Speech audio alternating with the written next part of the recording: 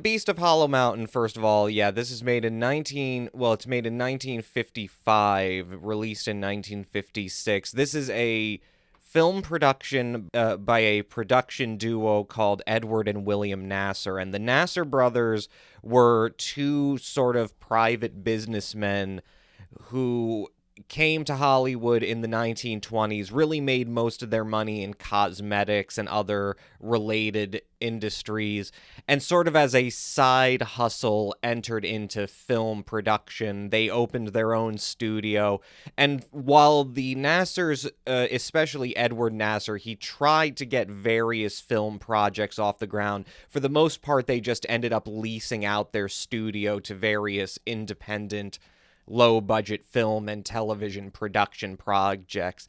And with Edward Nassour, it's actually very interesting because he was very much inspired by the animators of the 1930s. Like, the first public record I found of Edward Nassour being mentioned in the mainstream press actually comes from a New York Times article from November 7th, 1940, and it's all about how Walter Lantz, the famous Universal Studios animator, the creator of Woody the Woodpecker, etc., how he's attempting to mount a sort of Willis O'Brien-esque fantasy epic project called Lost Atlantis, and the article mentions that the article mentions seeing various stop motion models and small sets made for the thing, because at that point they're still shooting test footage in order to get the approval of the producer of the film, Columbia, to go ahead with the project. I think it's very interesting that they are making this project, The Lost Atlantis,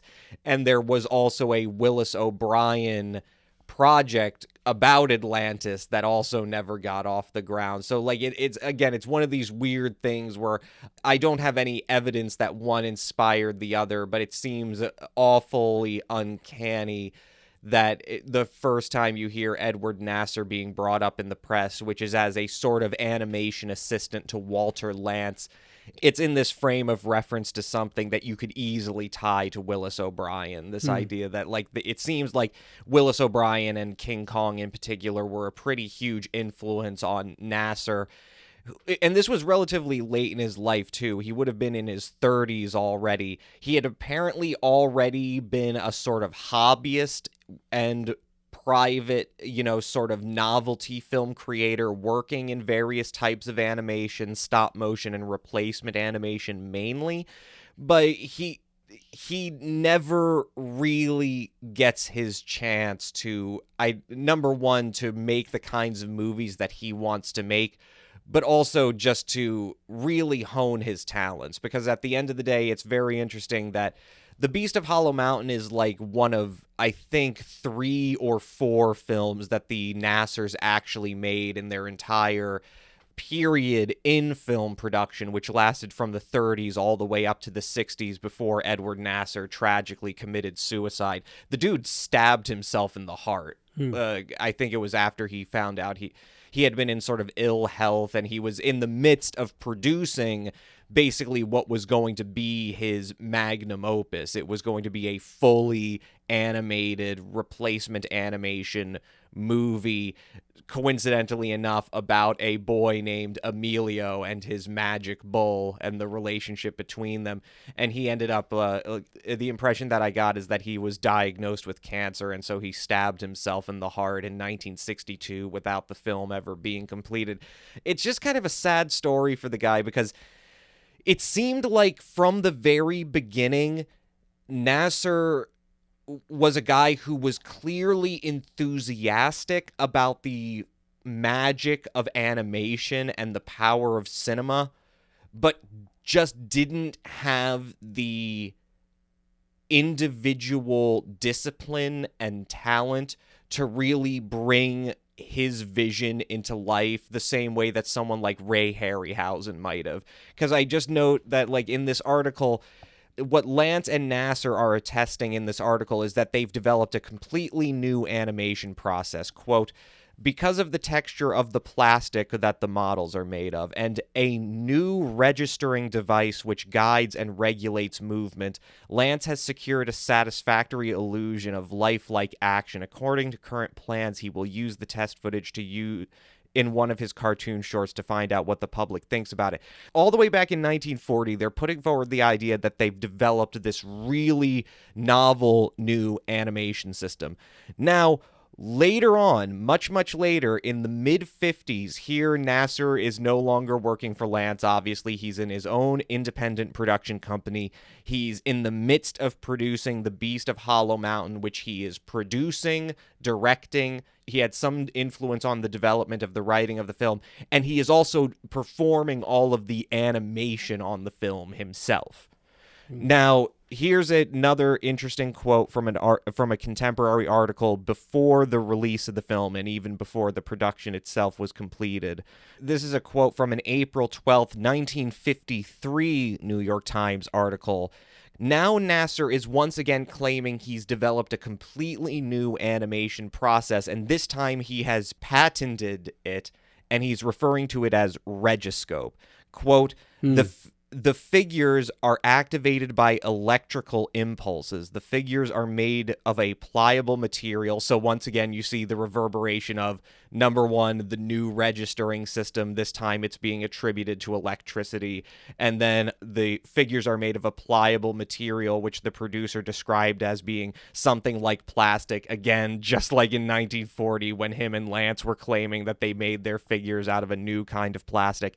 The exact nature of the material, like details about the electrical animation system, come under heading of My Secrets, he added. The Regiscope panel, which might be likened to a control board used in television, feeds electrical impulses to the figures from a pattern of action outlined on a transparent material, which is fed into the Regiscope.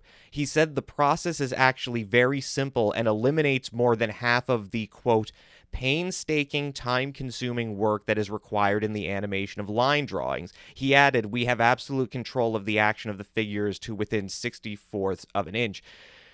Now, here's the thing about this so-called Regiscope thing, and this is something that future film reviewers, even beyond film scholars, like people who are just aficionados of these old monster movies, it is patently obvious that none of the animation that is done in The Beast of Hollow Mountain is achieved through any method that isn't already conventionally available. There's one dinosaur in the movie, and it's basically, when we see it in any sort of significant fashion, it's represented in one of two ways. One, which is actually the rarer way that it's represented, is through standard stop-motion animation. And usually the armature that is used for those stop-motion sequences is only from the lower torso up to the head. So it's not even the full figure, and this is mainly for close-up shots. The vast majority of the animation of the dinosaur is actually not done through stop-motion animation. It's done through a form of animation that's called replacement animation. Now, what's replacement animation? Replacement animation is a style that was actually pioneered by George Pal in the 1930s, back when he was still a British animator and filmmaker before becoming like a huge sort of cinematic wizard in his own right with movies like Conquest of Space and Destination Moon and When Worlds Collide and all these other projects, and War of the Worlds and The Time Machine, obviously. Before that, he was an animator, and he developed and patented a process of replacement animation that he used in his Puppet Tunes series, where, unlike stop-motion animation where you have the animation of an individual armature, where you put it in a pose, you take one frame of animation, you slightly adjust it, you take another frame, and then when that's shown in a sequence, it creates the illusion of movement. In replacement animation, you actually make an entire spectrum of virtually identical but slightly adjusted separate figures that are still and cannot be adjusted to then be photographed in sequence. Here's the thing, replacement animation can actually be quite beautiful, even if we're going through a purely artistic point of view. If you have an armature, like, say, Willis O'Brien or Ray Harryhausen and Pete Davidson are working with, you are immediately limited necessarily by how much the individual armature can express. Like, the individual armature can't breathe, for instance. You can't, like, you would have to create a separate model that has, like, something inside of it that can replicate breathing. Right. And it's also a function of the fact that you can have more detail in terms of, inevitably, and you see this with King Kong, and you see it in the Valley of Gwangi when Ray Harryhausen is animating the Eohippus, which is the small prehistoric ancestor of the horse that appears in the film. When you have hair on your model, inevitably, no matter how good the production of the hair itself is, Ray Harryhausen, in fact, developed a process of creating the hair for his models so that they would not be altered as much by contact with the fingertips of the animator. But you see it prominently in King Kong, where it's like, inevitably, your mind registers very minute changes into the hair all over the body of the animated figure that are not consistent from frame to frame, because these are literally the impressions of the fingertips of the animator. To splotch. Right. Yep. Now, theoretically, replacement animation removes the potential for that type, and it creates more invisibility. Right. But but the second aspect of replacement animation is that, in another way, and I think the thing that was more attractive about it to Nassour is that it's more cost effective.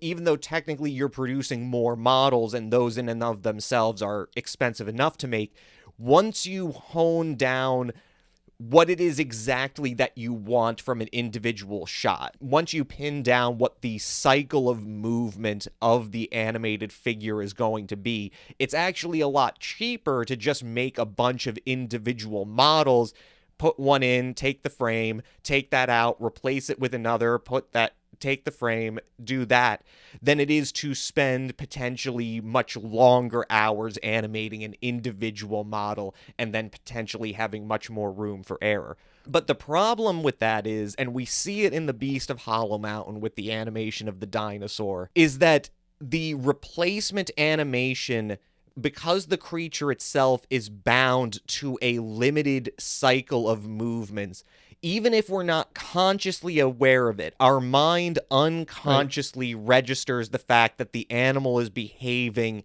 in a toyetic, repetitious, and unnatural way that completely removes the more important aspect of animation and the thing that cell animation, it's the personality of the creature, the personality of the creature, and the performance that the animator imbues into the animated was model. just absolutely. It's like, think of all the films he did, like the Medusa and things like that. It's just absolutely remarkable the kind of feeling you get from the creatures that are presented by Harryhausen. So I think that's it. And again, I think that was a long... Well, I'm glad you pointed out to me. I didn't even know that. I thought it was all stop action. I didn't realize that was actually... If that was all stop action, that was pretty terrible stop action. Like, it turns out it's just kind of mediocre replacement animation. Because now you convinced me. I always wondered why it looked a little bit fuzzy or not to scale. So, like the scale. I mean, like, well, another animator who used replacement animation. Did you ever see the old Paramount Fleischer Studios Superman cartoons from the 1930s? No. Well, in those, the Fleischers, they actually did replacement animation. They would mold the individual replacement models and sculptures, but then they would later rotoscope them. So then when you watch these animations from the 1930s Superman serials, they're some of the most dynamic animations that were available at the time, because now the animator is working from the tracing of so much finer and more realistic detail than the sort of like rubber hose animation. It's like that, but that's the thing. Replacement animation has its benefits. Like, the thing that I would compare how Edward Nassour is doing it is, I would compare it more to something like Hanna-Barbera. Okay. He has a specific right. set of cycles that he is using Right. to make the animation more cost effective, Right. which eliminates the expressive quality of it, and which is particularly bad in the context of the Beast of Hollow Mountain, because this is a creature that is supposed to occupy living space. Right. You know, and like even some of the compositing of live action and animation in this is pretty terrible. There is actually a third way that the dinosaur is represented, and this is the worst of all. They have one puppet arm to the T-Rex, and we see, well, the Allosaurus, and we see it in a scene where it's reaching into the cave after the hero at the climax of the film. Obviously, that looks bad, but what looks even worse is they have boots. They have these dinosaur boots, and it's terrible because there's even this one shot where the Allosaurus is tracking this little Mexican boy who is looking for his father, who has disappeared in the swamp under Hollow Mountain. And so we have a shot of the boy's feet walking in the mud, and then we cut to another shot of the dinosaur's feet treading in the mud.